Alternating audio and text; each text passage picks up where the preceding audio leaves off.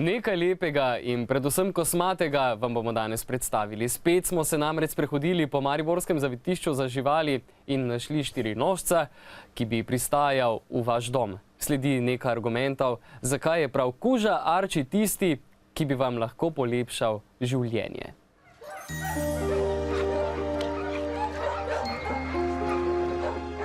Arči bi lahko zmagal na tekmovanju za mistra.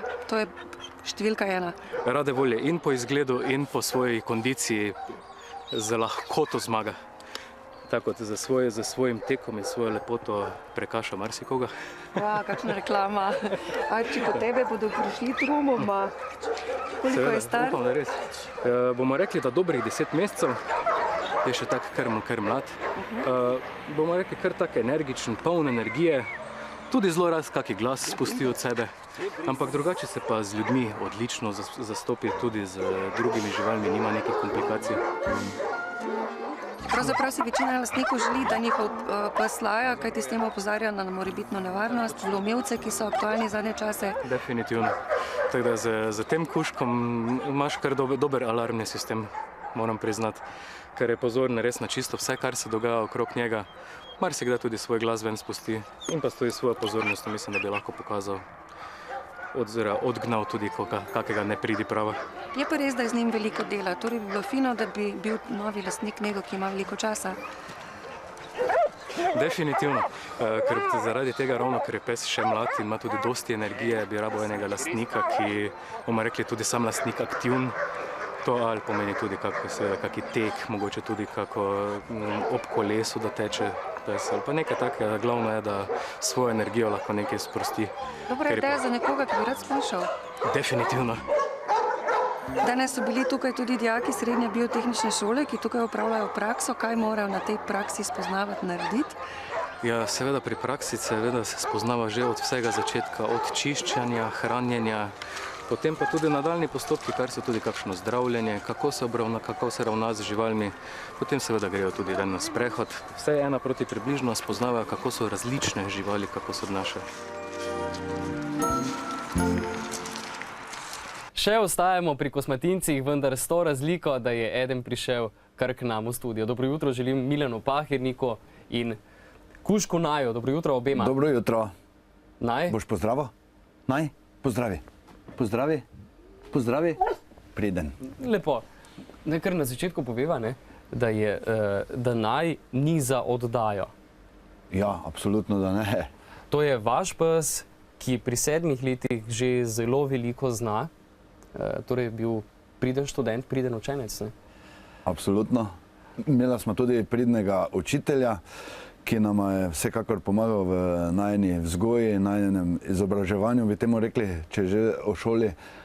Borisa Šefa bi izpostavil tukaj, ki je res danes zaslužen, da je Naj takšen, kot je.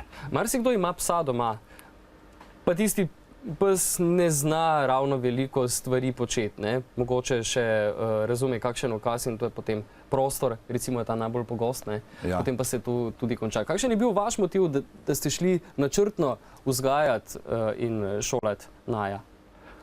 Predvsem zaradi stanovanja, ko sem se odločil za psa, sem se odločil za enega, bi rekel, med zlatim prinašalcem in labradorcem, ker je to vsekakor pes, ki je družinski, ki ni napadalen, ki ima lastnosti enega otroka, ki recimo, naj poudarim, da nimam otroka, da je to predvsem zdaj moj in od žene otrok.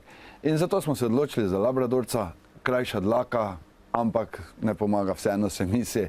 Ja, pes je pes, ne? Potem smo ga pa šolali, ker smo predvsem imela stanovanje in v stanovanju pes zdaj rabi neki svoj red, svojo disciplino, da to ni potem pes, ki je pač zunaj. Je razlika. Mogoče treba poudariti, da je Naj že prava gledališka zvezda, da ima tudi igralske izkušnje. Ja, res je. Recimo, jaz imam pogodbo v rokah, to je pogodba Naja in opere in baleta, torej Slovenskega narodnega gledališča. Torej že podpisal v bistvu profesionalno gledališko igralsko pogodbo. Ja. Kaj je počel? Pri 14 mesecih je že nastopil v gledališču v drami in sicer drama Hamlet stroj z Tadejem Tošem v glavni vlogi. Režiser je bil Strelec. In takrat je nekako smo prišli do tega, da je gledališče rabilo enega psa in seveda Boris, šef, ki je bil za to zaslužen, je rekel, da ima enega psa primernega za to. In tako se je to začelo. Nič kaj ekstra, da bi rekel zdaj, da smo delali na tem, ampak smo pol hodili na vaje, se nekako z Tadejem Tošom se nekako Spoprijateljili. in to fejst, ja, fejst. In potem je to izgledalo. Pa opera mu je blizu, ne? Opera in balet. Ja, potem smo bili v gostovanje Zagreb z Tadejem Tošom in tam, da bi povedal tudi, da je celo diplomska naloga iz njega bila napisana. Potem smo pa opera Balet me gledališče poklical, če sem še pripravljen sodelovati, da bi rabili oni v operi Toska enega psa. Pa sem rekel, zakaj ne, in potem je to se nadaljevalo tudi tako. Lansko leto pa je imel tudi to čast, da je prinesel otvoritveni ključ za otvoritev zavetišča za živali v Mariboru. Ja. Kaj je mogel tam narediti tukaj na tej fotografiji z večera? Vidimo ključ, ne? Ja, to je bila pa otvoritev mariborskega azila, ker je moj naj prinesel otvoritveni ključ za otvoritev azila in to gospodu županu Kanglerju.